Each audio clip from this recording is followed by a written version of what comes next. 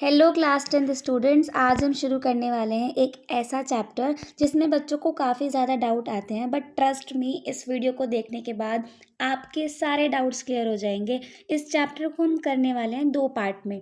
Part 1 में हम करेंगे रिफ्लेक्शन को कंप्लीट, एंड पार्ट 2 में हम रिफ्रैक्शन को करेंगे विद न्यूमेरिकल्स। ठीक है, तो हम स्टार्ट करते हैं लाइट रिफ्लेक्शन। तो लाइट होता क्या है? Basically light is a form of energy जो हमें किसी भी ऑब्जेक्ट्स को देखने के लिए अनेबल करती है। Light is a form of energy which gives us the power of vision. तो हम देख लेते हैं प्रॉपर्टी क्या क्या होती है लाइट की। लाइट की प्रॉपर्टी देखते हैं हम। Light is an electromagnetic wave. मतलब इलेक्ट्रोमैग्नेटिक वेव का मतलब है कि इसको कोई भी मीडियम नहीं चाहिए ट्रैवल करने के लिए। दूसरा, light tends to travel in a straight line. Light जो है वो स्ट्रेट लाइन में ट्रैवल करती है, रेक्टिलिनियर मोशन करती है। Next is light has dual nature, that is wave as well as particle. Light जो है वो डुअल नेचर को शो करती है, wave nature and particle nature. ये हो गई प्रॉपर्टी। पहली प्रॉपर्टी क्या थी? इलेक्ट्रोमैग्नेटिक वेव, मतलब इसको कोई मीडियम नहीं चाहिए ट्रैवल करने के लिए। दूसरा इज कि ये स्ट्रेट लाइन में मूव करती है, ट्रैवल करती है।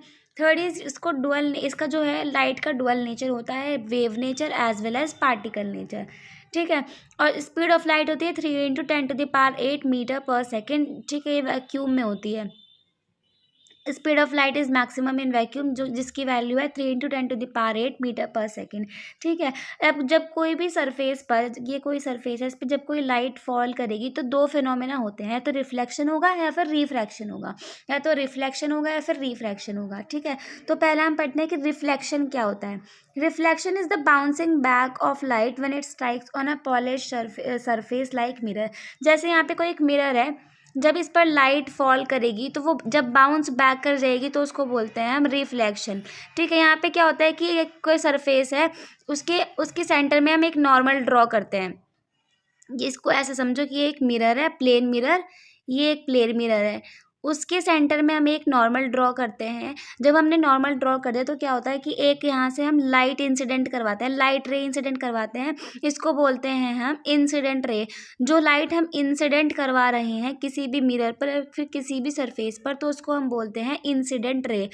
अब फिर जब वो लाइट यहाँ पर स्ट्राइक होने के बाद, मतलब यहाँ पे प्लेन मिरर पर या फिर किसी सरफेस पे स्ट्राइक होने के बाद जब वो बाउंस बैक करती है तो उसको हम बोलते हैं रिफ्लेक्टेड रे। ठीक है।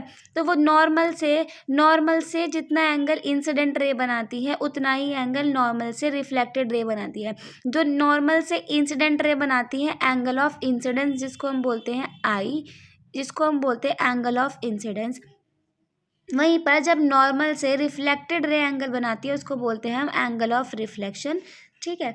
समझ में आया कि रिफ्लेक्शन क्या होता है? Bouncing back of light. मतलब जब कोई भी लाइट रे इंसिडेंट करेगी किसी भी सरफेस पर या फिर प्लेन मिरर पर, तो वो बाउंस बैक करेगी तो उसको बोलते हैं हम रिफ्लेक्टेड रे। जो हमने इंसिडेंट करवाई थी उस रे को बोलते हैं incident ray. Angle of incidence और एंगल ऑफ रिफ्लेक्शन। ठीक है। ये आपको आई होप कि समझ आया। अब हम इनकी जो मैंने इंसिडेंट रे बोला, पॉइंट ऑफ इंसिडेंस, इन सबको क्लियर करते हैं डेफिनेशन के थ्रू, क्योंकि एग्जाम में आपको डेफिनेशन लिखनी पड़ती है। तो आप यहाँ से एग्जैक्ट कॉपी करके आप इसको एग्जाम में लिख के आ सकते हो। पहला है इंसिडेंट रे। इंसिडेंट रे क्या होती है? जो लाइट रे हम इंसिडेंट करवा रहे हैं, जो लाइट रे हम फॉल करवा रहे हैं मिरर पर, उसको बोलते हैं हम incident ray. Point of incidence क्या होता है कि जिस पॉइंट पर इंसिडेंट रे स्ट्राइक कर रही है, जैसे यहाँ पे इंसिडेंट रे कौन से पॉइंट पे स्ट्राइक कर रही है? पॉइंट ओ पर। तो इस पॉइंट ओ को बोलेंगे हम पॉइंट ऑफ इंसिडेंस। नॉर्मल क्या होता है? हम परपेंडिकुलर लाइन ड्रॉ करते हैं मिरर से, तो उसको हम बोलते हैं नॉर्मल। एंगल ऑफ इंसिडेंस क्या होता है? नॉर्मल से इंसिडेंट रे जो एंगल बना रही है उसको हम बोलते हैं angle of incidence. Reflected ray क्या होती है? इंसिडेंट रे जब यहाँ प्लेन मिरर पर स्ट्राइक करेगी, उसके बाद जब वो बाउंस बैक करती है तो उसको हम बोलते हैं रिफ्लेक्टेड रे। ठीक है। उसके बाद हम बात करते हैं एंगल ऑफ रिफ्लेक्शन की। तो एंगल ऑफ रिफ्लेक्शन क्या होता है, नॉर्मल से जब रिफ्लेक्टेड रे जो एंगल बना रही है तो उसको बोलते हैं हम एंगल ऑफ रिफ्लेक्शन, या फिर ऐसे हम इसको डिनोट करते हैं। अब हम बात करते हैं लॉज ऑफ रिफ्लेक्शन की। हमने रिफ्लेक्शन की डेफिनेशन देखी, क्या थी definition, bouncing back of light when it strikes on a plane mirror, या फिर when it strikes on a polish surface like mirror. ठीक है। उसके बाद हमने इसकी कुछ डेफिनेशंस देखी, इसमें जो जो टर्म्स आ रही थी उसकी डेफिनेशन देखी। अब हम देखते हैं कि लॉज ऑफ रिफ्लेक्शन क्या होते हैं। पहला लॉ क्या है रिफ्लेक्शन का, कि जो इंसिडेंट रे है, या फिर इंसिडेंट रे क्या थी, जो हम इंसिडेंट करवा रहे थे, इंसिडेंट रे ये थी, फिर नॉर्मल था, फिर क्या था, रिफ्लेक्टेड रे, यहाँ पे एक सरफेस था जिसको हम मिरर मान रहे थे। ठीक है। तो जो इंसिडेंट रे है, नॉर्मल है, या फिर रिफ्लेक्टेड रे है, ये सब के सब सेम प्लेन पर लाई कर रहे हैं। तो ये हमारा पहला लॉ है, incident ray, normal and reflected ray all lie on the same plane. पहला लॉ ये है। दूसरा लॉ है कि जो एंगल ऑफ इंसिडेंस है या फिर एंगल ऑफ रिफ्लेक्शन है, ये हमेशा इक्वल होते हैं। Angle of reflection and angle of incidence, ये दोनों जो एंगल है वो हमेशा इक्वल होते हैं। तो लॉज ऑफ रिफ्लेक्शन के ये दो लॉज हैं जो कि आपको याद रखने हैं। अब हम बात करते हैं टाइप्स ऑफ मिरर की। मिरर दो टाइप के होते हैं, एक तो प्लेन मिरर और एक स्फेरिकल मिरर। प्लेन मिरर अब हम पढ़ने वाले हैं, यहाँ से हम शुरू करते हैं, लेकिन उसके मैं आपको बता दूं कि स्फेरिकल मिरर जो होते हैं वो दो टाइप के होते हैं, concave mirror and convex mirror. तो पहले हम स्टार्ट करते हैं प्लेन मिरर को। प्लेन मिरर क्या होता है कि जिसमें रिफ्लेक्टिंग सरफेस जो है वो प्लेन हो, उसको हम प्लेन मिरर कहते हैं। हमारे घरों में जो यूज़ होता है उसको हम प्लेन मिरर ही कहते हैं। If the reflecting surface is a plane then the mirror is called as plane mirror. अब हम कुछ कैरेक्टरिस्टिक देख लेते हैं प्लेन मिरर की। प्लेन मिरर में ना एक फिनोमेना होता है, जैसे आप अपने घर में जो मिरर है उसके सामने अगर आप खड़े होते हैं, अपना हाथ आप उसको मिरर के सामने अपना हाथ ऐसे करके देखते हैं, अपना हाथ आप, अगर मैं दिखाती हूँ आपको, अगर आप अपना हाथ ऐसे करके देखते हो तो आपको अपना हाथ उल्टा दिखाई देता है। ठीक है, उल्टा दिखाई देता है। तो इस फिनोमेना को हम कहते हैं लेटरल इन्वर्जन। मतलब प्लेन मिरर के सामने अगर आप कोई राइट ऑब्जेक्ट को रखते हैं तो आप उसकी इमेज जो दिखती है आपको वो उल्टी दिखाई देती है। तो इस फिनोमेना को हम कहते हैं लेटरल इन्वर्जन। और जो ये फिनोमेना क्या हो गया, लेटरल इन्वर्जन, लेकिन जो इमेज बनेगी उसको हम बोलते हैं लेटरली इन्वर्टेड। लेटरली इन्वर्टेड का मतलब जो इमेज आपको उल्टी दिखाई देगी। ठीक है, जैसे आपका हाथ, आप अपना हाथ सीधा करके दिखाते हैं तो आपको उल्टा हाथ दिखाई देता है। ठीक है, उसको बोलते हैं लेटरली इन्वर्टेड इमेज। अब हम कुछ कैरेक्टरिस्टिक पढ़ लेते हैं।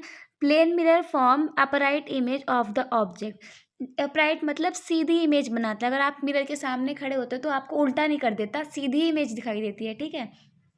दूसरी है, size of the image in a plane mirror is the same as that of object. अगर आपकी जो ऑब्जेक्ट है कोई भी, आप यहाँ ऐसे समझिए, ये आपका मिरर है। ठीक है, और आपने यहाँ पर ग्लास रखा, तो ये जो ग्लास रखा है इसको क्या बोलते हैं हम, ऑब्जेक्ट। ठीक है। अब आपने मिरर के सामने, ये मिरर है हमारा, ठीक है, ये हमारा प्लेन मिरर है। प्लेन मिरर के सामने जब आप इसकी इमेज दिखाई देगी आपको, तो वो ऐसी ही दिखाई देगी, सेम साइज़ की इमेज दिखाई देगी, सेम साइज़ की इमेज दिखाई देगी और सेम ही डिस्टेंस पे दिखाई देगी। अगर ये 1 सेंटीमीटर दूर रखा है तो आपको ये भी 1 सेंटीमीटर दूर दिखाई देगा। मतलब आपकी जो इमेज है उसका साइज़ भी सेम होगा। प्लेन मिरर के सामने जब आप कोई ऑब्जेक्ट रखते हो उसका साइज़ भी सेम होगा, और जो डिस्टेंस है वो भी सेम होगी। मतलब जितनी डिस्टेंस पर आपका ऑब्जेक्ट रखा होगा उतनी ही डिस्टेंस पे आपको जो इमेज है वो दिखाई देगी। ठीक है। अब हम आगे बढ़ते हैं। दूसरा पॉइंट जो है, plane mirror forms image with left right side reversals of the object. This property of a plane mirror is called as lateral inversion. ये मैंने आपको बता दिया लेटर इन्वर्जन क्या होता है। और plane mirror forms virtual image. Virtual, हमारे पास जो इमेज है मैं आपको आगे बताऊंगी, दो टाइप की होती है, एक रियल इमेज होती है, एक वर्चुअल इमेज होती है। रियल इमेज में क्या होता है कि जो लाइट रेज है वो एक्चुअल में मीट करती हैं, वहीं पर वर्चुअल इमेज में क्या होता है कि जो लाइट रेज है वो एक्चुअल में मीट नहीं करती, वो अपीयर होती है मीट करती हुई। मतलब मैं आपको ये चीज़ आगे समझाऊंगी, आपको तभी क्लियर होगा। हम बात करते हैं स्फेरिकल मिरर की। सॉरी, हाँ, स्फेरिकल मिरर की। हमने पहले प्लेन मिरर पढ़ा। प्लेन मिरर में हमने क्या देखा कि लेटरल इन्वर्जन का फिनोमेना होता है, और प्लेन मिरर जो इमेज बनाएगा वो ऑब्जेक्ट के ही जैसी होगी, मतलब उसी के साइज़ की इमेज बनेगी, और जितनी डिस्टेंस पे ऑब्जेक्ट रखा होगा उतनी ही डिस्टेंस पे इमेज बनेगी। ठीक है, ये 2-3 पॉइंट आपको प्लेन मिरर के में याद रखने हैं, और लेटरल इन्वर्जन वाला पॉइंट तो भूलना मत, मिलता ये तो एग्ज़ाम के लिए मोस्ट इम्पॉर्टेंट है। अब हम बात करते हैं स्फेरिकल मिरर की। स्फेरिकल मिरर क्या होते हैं? Spherical mirror is a mirror that has a shape of peace cut out of a spherical shape. मतलब जैसे कि ऐसा कोई, ये एक कंप्लीट सर्कल है, स्फेयर है। इसमें से जब हम कोई आर्क कट करेंगे तो या तो ऐसे दिखाई देगी, या फिर ऐसे दिखाई देगी, या ऐसे दिखाई देगी। ठीक है, तो इसको हम बोलते हैं कॉनकेव मिरर। कॉन्वेक्स मिरर क्या होता है बेसिकली? जो जो एक कंप्लीट सर्कल में से अगर हम आर्क कट करें तो वो क्या बनाएंगे, हमारे कॉनकेव या फिर कॉन्वेक्स मिरर बनाएंगे। पीस कट कर देगा, हम कंप्लीट सर्कल में से हम कोई पीस कट कर दे तो वो कॉनकेव या फिर कॉन्वेक्स मिरर बनाएंगे। जैसे ये क्या होता है, कॉनकेव मिरर। ऐसा होता है हमारा कॉनकेव मिरर। वहीं पर ऐसा होता है हमारा कॉन्वेक्स मिरर। जो कॉनकेव मिरर है उसका जो आउटर सरफेस है वो पॉलिश्ड होता है, और जो कॉन्वेक्स मिरर है उसमें अंदर वाला सरफेस जो है वो पॉलिश्ड होता है। पॉलिश्ड का मतलब है कि यहाँ पर कोई भी लाइट रेज नहीं आएगी, मतलब यहाँ पर लाइट रेज रिफ्लेक्ट नहीं करेगी, या अंदर की साइड होगा इसमें रिफ्लेक्शन। वहीं पर यहाँ पे कॉन्वेक्स मिरर में क्या होगा कि जो लाइट रेज है वो अंदर की साइड रिफ्लेक्ट नहीं करेंगी, बाहर ही रिफ्लेक्शन हो जाएगा, ऐसे कुछ। ठीक है, तो अब हम आगे बढ़ते हैं। कॉनकेव मिरर कैसा होता है मैंने आपको बता दिया। कॉनकेव मिरर फिर से बता देती हूँ, ये होगा कॉनकेव मिरर जिसमें बाहर वाला सरफेस क्या होगा, पॉलिश्ड होगा। वहीं पर कॉन्वेक्स मिरर ऐसा होता है जिसमें जो अंदर वाला सरफेस है वो पॉलिश्ड रहता है। अब हम इनको डिटेल में पढ़ते हैं। Important terms related to spherical mirror. हाँ, इम्पॉर्टेंट टर्म्स क्या क्या हैं जो कॉनकेव और कॉन्वेक्स मिरर में आप पढ़ने वाले हैं। पहला है aperture of a spherical mirror.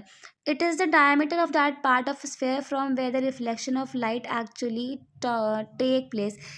Spherical mirror का जो है डायमीटर है उसको हम बोलते हैं, complete diameter of a spherical mirror इसको बोलते हैं हम aperture of a spherical mirror. ठीक है, अब हम बात करते हैं पोल की। पोल क्या होता है?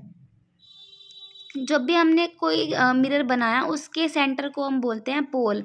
वही ऐसे ही कॉन्वेक्स मिरर में जब भी हम एक मिरर बनाएंगे तो उसके सेंटर को हम बोलते हैं पोल। पोल समझ में आया? अब हम बात करते हैं सेंटर ऑफ कर्वेचर क्या होता है।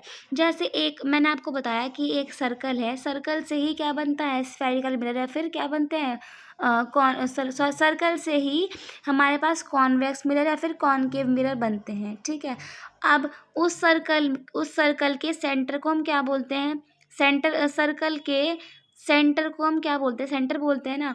तो वैसे ही जब हम इसके एक हम कॉनकेव मिरर बनाएंगे तो इसके सेंटर को हम बोलते हैं सेंटर ऑफ कर्वेचर।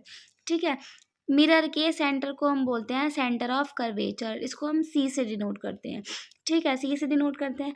अब जो सेंटर से होती हुई एक लाइन जाती है मिरर, ऐसे सेंटर से या फिर पोल से क्रॉस करती हुई जो लाइन जाती है उसको हम बोलते हैं प्रिंसिपल एक्सिस। अपर्चर समझ आया, पोल समझ में आएगा। मिरर के सेंटर को हम बोलते हैं pole. Centre of a spherical reflecting surface उसको हम बोलते हैं पोल। अपर्चर समझ आया, पोल समझ में आ गया। सेंटर ऑफ कर्वेचर क्या होता है? हॉलो स्फेयर के सेंटर को हम सेंटर ऑफ कर्वेचर बोलते हैं। तो अगर हम इसको ऐसे लिख करेंगे तो क्या होगा, यहाँ पे एक सेंटर ऑफ कर्वेचर होगा। अब प्रिंसिपल एक्सिस क्या होती है? सेंटर ऑफ कर्वेचर से और पोल से क्रॉस करती हुई जो लाइन जाती है उसको हम बोलते हैं principal axis. Radius of curvature क्या होगा? सेंटर से पोल की जो डिस्टेंस है उसको हम बोलते हैं रेडियस ऑफ कर्वेचर। सेंटर से पोल की डिस्टेंस को हम बोलते हैं रेडियस ऑफ कर्वेचर। ठीक है, अब हम बात करते हैं नॉर्मल क्या होता है। Normal, it is the line joining any point of the spherical mirror to the centre of curvature. देखो, सेंटर ऑफ कर्वेचर से जो भी लाइन सेंटर ऑफ कर्वेचर से जो लाइन स्टार्ट होके इसके मिरर को परपेंडिकुलरली क्रॉस करेगी उसको हम बोलते हैं क्या बोलते हैं हम उसको, नॉर्मल। सेंटर ऑफ कर्वेचर से जाती हुई वो लाइन जो स्फेरिकल मिरर को परपेंडिकुलरली कट कर रही होती है उसको हम बोलते हैं नॉर्मल। प्रिंसिपल फोकस क्या होता है? It is a point on principal axis of a mirror where reflected rays from the mirror actually meet or appear to diverge. Centre of curvature की और पोल के बीच में एक होता है फोकस। यहाँ पर भी आप देख सकते हैं सेंटर ऑफ कर्वेचर और पोल के बीच में होता है फोकस। ठीक है, अब फोकस से पोल के डिस्टेंस को हम बोलते हैं फोकल लेंथ।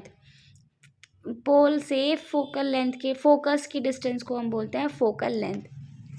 आई होप कि आपको ये जो टर्म्स है वो समझ आई हो।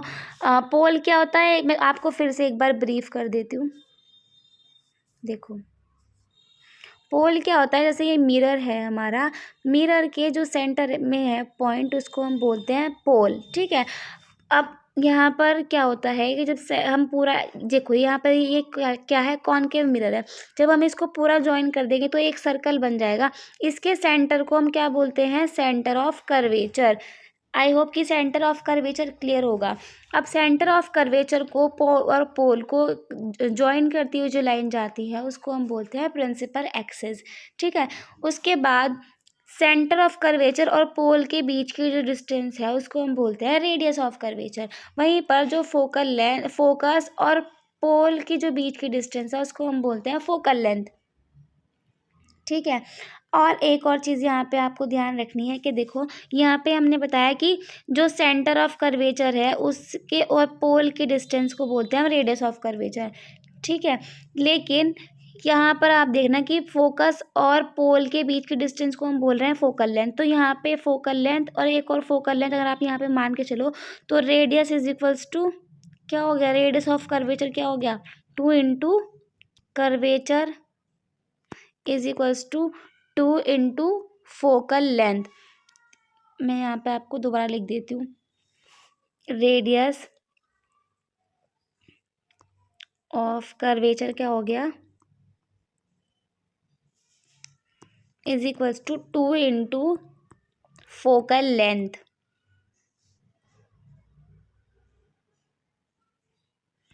Radius of curvature is equals to 2 into focal length. ये मैंने कैसे लिखा है यहाँ पे आप देख सकते हैं। जो रेडियस है, रेडियस इतनी है, यहाँ से लेके यहाँ तक रेडियस है, और जो फोकल लेंथ है वो इतनी है।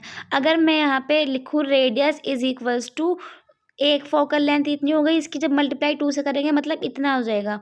ठीक है, तो दोनों क्या हो गई, इक्वल हो गई। Radius of curvature is equals to 2 into focal length. ऐसे आपको ये याद रखना है। मैं इसको ब्रेफ कर देती हूँ। अब हम आगे बढ़ते हैं। टाइप्स ऑफ इमेज मैंने आपको कहा था मैं आगे बताऊंगी, तो यहाँ पर आप देखना कि रियल, हमारे पास दो टाइप की इमेज होती है, रियल इमेज और virtual image. A real image is form when the rays of light after reflection actual meet at some point. क्या होता है कि जब जो हमारी जो लाइट रेज है वो रिफ्लेक्शन के बाद एक्चुअल में कोई पॉइंट पर मीट कर रही होती है तो उसको हम बोलते हैं रियल इमेज। वहीं पर वर्चुअल इमेज में क्या होता है कि जो लाइट रे है वो रिफ्लेक्शन के बाद एक्चुअल में मीट नहीं करती but appear to meet at a point. But वो दिखाई देती है मीट करती हुई, लेकिन एक्चुअल में मीट नहीं करती। तो ऐसे दो टाइप की इमेज होती है। यहाँ पे आपको डिफरेंस दिया गया है, आप इसको पढ़ सकते हैं रियल इमेज और वर्चुअल इमेज के बीच में। उसके बाद हम देखते हैं कि रियल इमेज क्या होती है कि real image is form when the two or more reflected rays actually intersect each other at a point. Virtual image क्या होती है कि when two or more reflected rays appear to intersect at a point. और real image में क्या होता है कि जो इमेज है वो हमेशा मिरर के सामने बनती है, it is form behind the mirror. और आपको एक और इम्पॉर्टेंट चीज़ जो याद रखनी है, जब जब रियल इमेज बनती है तो रियल इमेज के साथ हमेशा इन्वर्टेड इमेज बनती है। रियल इमेज के साथ हमेशा इन्वर्टेड इमेज बनती है, और वर्चुअल इमेज के साथ हमेशा इरेक्ट इमेज बनती है, वर्चुअल एंड इरेक्ट। ये आपको हमेशा याद रखना है कि रियल इमेज के साथ हमेशा इन्वर्टेड इमेज बनेगी, वर्चुअल के साथ हमेशा इरेक्ट इमेज बनेगी। ठीक है, अब हम बात करते हैं rules for tracing images bye spherical mirror. अब हम कुछ रूल्स देख लेते हैं। देखो, पहला रूल जो है कि यहाँ पे ये कौन सा मिरर है, ये हमारे पास कॉनकेव मिरर है, और ये हमारे पास कॉन्वेक्स मिरर है। यहाँ पे थोड़ा सा पॉलिश सरफेस गलत बना हुआ है, तो आप ध्यान रखना कि ऐसे है। ठीक है, यहाँ पे क्या होता है कि जब यहाँ पे कोई ऑब्जेक्ट समझ लो, यहाँ पे कोई ऑब्जेक्ट रखा है, बॉटल रखी है, ग्लास रखा है, कुछ भी एक ऑब्जेक्ट रखा है, तो वहाँ से जो लाइट रेज आएंगी, यहाँ से कोई लाइट रेज आएगी, जब कोई लाइट रे पैरेलल आएगी तो वो हमेशा फोकस से पास कर जाएगी। जब कोई लाइट रे पैरेलल आएगी तो वो हमेशा फोकस से पास कर जाएगी। ठीक है, ऐसे ही यहाँ पे जब कोई लाइट रे पैरेलल आएगी तो वो फोकस से पास कर जाएगी। देखो यहाँ पे क्या हो रहा है, यहाँ पे ये कॉनकेव मिरर है, लाइट रे आई, फोकस से पास कर गई, तो यहाँ पे क्या बन गया, इमेज बन गई फोकस पे। वहीं पर ये कॉन्वेक्स मिरर, कॉन्वेक्स मिरर में क्या होता है कि एक्चुअल में लाइट रेज मीट नहीं करती, वो दिखाई देती हैं। जैसे यहाँ पे आई, पैरेलल रे आई, और यहाँ पे क्या हो गया, फोकस से वो पास कर गई। फोकस यहाँ पे था ना, तो आपको ऐसे दिखाई देगी कि वो फोकस से आ रही है, लेकिन वो फोकस से नहीं आ रही। आपको सिर्फ ऐसा दिखाई देगा कि वो मीट कर रही है, लेकिन वो एक्चुअल में मीट नहीं करती। तो ये होता है हमारा पहला रूल। क्या होता है कि जब पैरेलल कोई लाइट रे आएगी तो वो फोकस से पास कर जाएगी ऐसे। ठीक है, ये पहला रूल होगा। दूसरा रूल क्या है, अ लाइट ऑफ, देखो पहले मैंने आपको ये वाला रूल समझा दिया। अब इसके बाद मैं आपको रूल नंबर 4 बताती हूँ, जो इसके जस्ट ऑपोजिट है। यहाँ पे क्या होता है कि ये कॉनकेव मिरर है, इधर वाला कॉन्वेक्स मिरर है। ठीक है, यहाँ पे मैंने बताया आपको, जब पैरेलल, फर्स्ट रूल नंबर 1 में मैंने क्या बताया था, जब कोई लाइट रे पैरेलल आएगी तो वो फोकस से पास कर जाएगी। वहीं पर यहाँ पे भी क्या है कि जब कोई लाइट रे पैरेलल आएगी तो वो फोकस से पास कर जाएगी। जब कोई लाइट रे नहीं, यहाँ पे वो जो मैंने आपको बताया रूल नंबर 1 था कि जब कोई लाइट रे पैरेलल आएगी तो वो फोकस से पास कर जाएगी। लेकिन अगर कोई लाइट रे फोकस से ही आ रही है, फोकस से आ रही है, तो वो पैरेलल चली जाएगी। ठीक है, ऐसे ही यहाँ पे जब कोई लाइट रे फोकस से आएगी तो वो पैरेलल चली जाएगी। ठीक है, ऐसा समझ में आए। जो रूल्स हैं, पहले वाला और फोर्थ वाला, ये दोनों एक दूसरे के ऑपोजिट है। अब हम आगे बढ़ते हैं, रूल नंबर 3 देखते हैं कि क्या होता है। रूल नंबर 3 में क्या है कि जब कोई लाइट पोल पे इंसिडेंट होगी, जैसे यहाँ पे क्या है, पोल है, जब कोई लाइट रे पोल पर इंसिडेंट होगी तो वो उसी एंगल से रिफ्लेक्ट कर जाएगी। जब कोई लाइट रे पोल पर इंसिडेंट होगी तो वो उसी एंगल से रिफ्लेक्ट कर जाएगी। ठीक है, एरो ध्यान रखना है, अगर लाइट रे इंसिडेंट होगी तो उस पर ऐसे वाला एरो लगेगा, जब कोई लाइट रे रिफ्लेक्ट होगी तो उस पर ऐसे वाला एरो लगेगा। ठीक है, और angle of incidence, angle of reflection आपको इस वाले पॉइंट में ज़रूर मेंशन करना है। Next is rule number 3। Rule number 3 तो बहुत ईजी है। जब कोई लाइट रे कर्वेचर से जाएगी, सेंटर ऑफ कर्वेचर से जाएगी, तो वो वहीं से ही वापस हो जाएगी। यहाँ पर भी जब कोई लाइट रे सेंटर ऑफ कर्वेचर से जाएगी तो वहीं से ही वापस हो जाएगी, और आपको दिखाई देगी कि वो सेंटर ऑफ कर्वेचर से एक्चुअल में आ रही है, लेकिन ऐसा नहीं है। यहाँ पे क्या बन रही है, वर्चुअल इमेज बन रही है, वर्चुअल इमेज बन रही है। यहाँ पे एक्चुअल में इमेज बनेगी, आगे आप देखेंगे।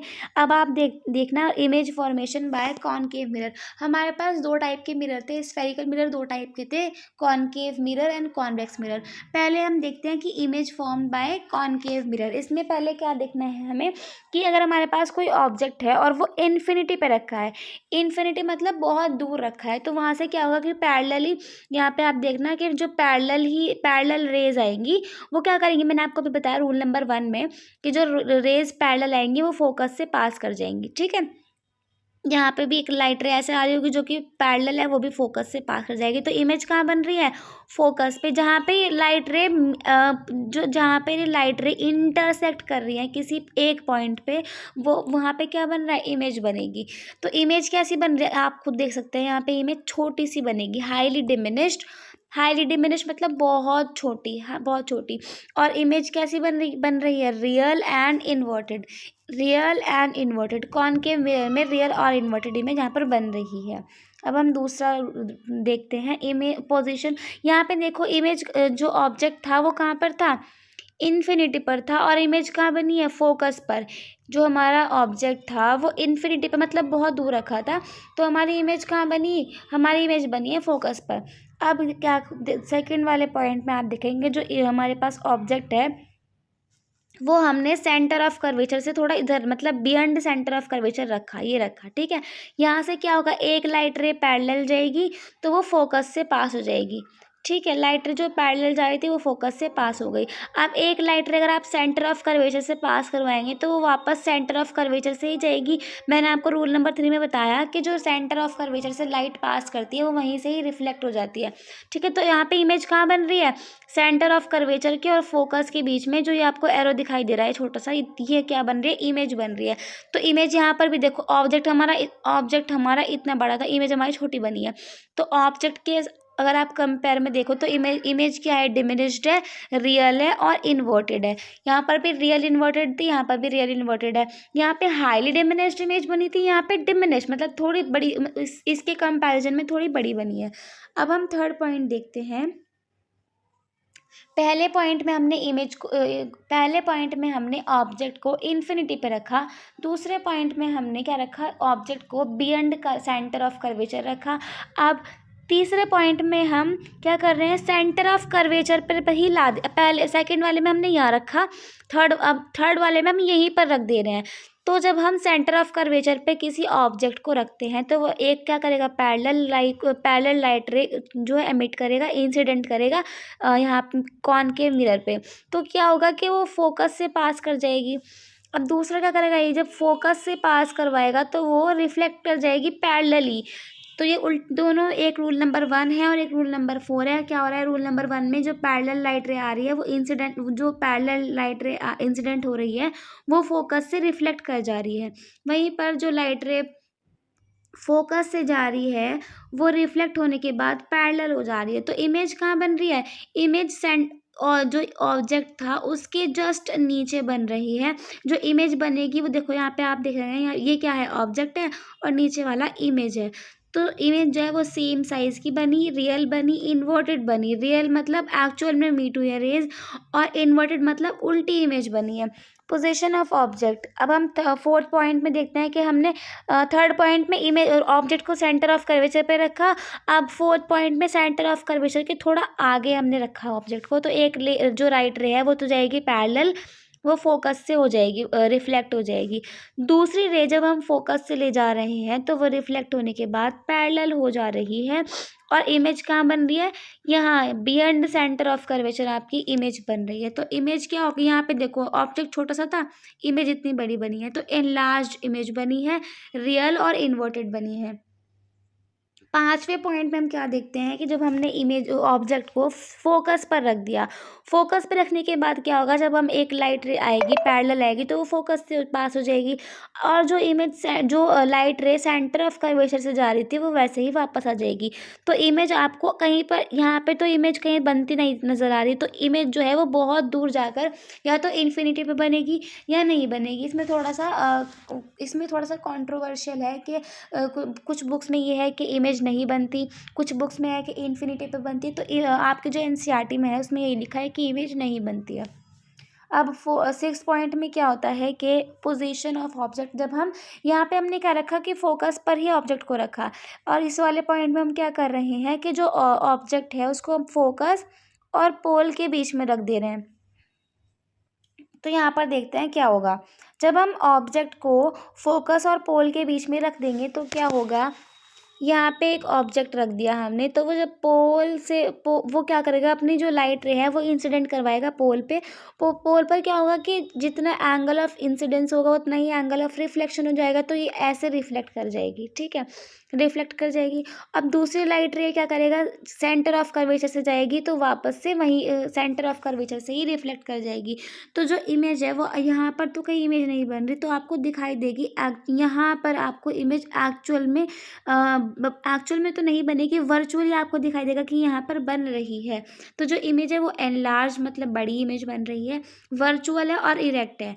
ठीक है, कॉनकेव मिरर में जो बाकी के पॉइंट्स में आपको बताया मैंने आपको, सब में रियल और इन्वर्टेड इमेज बन रही है, सिर्फ एक इस वाले केस को छोड़ के।